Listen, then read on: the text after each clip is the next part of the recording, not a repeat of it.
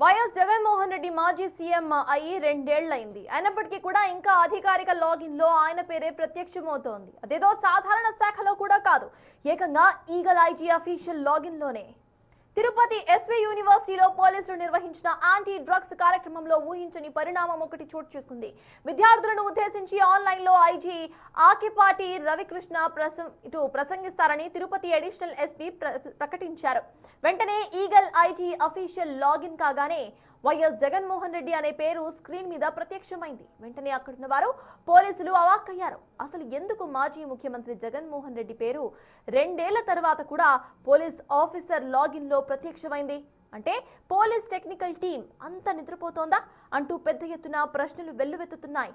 అసలేం జరిగిందన్న విషయం మీద పోలీస్ ఉన్నత అధికారులు కన్ఫ్యూజన్ లో ఉన్నారు. తిరుపతిలో సమస్యనా లేక ఈగల్ ఐజీ లాగిన్ లో సమస్య ఉందా అనే విషయం మీద ఆరా తీస్తున్నారు. మరోవైపు కొంతమంది పోలీస్ అధికారులు ఇంకా స్వామి భక్తిని ప్రదర్శిస్తున్నారంటూ విద్యార్థి సంఘం నాయకులు చర్చించుకోవటం కొసమెరుపు.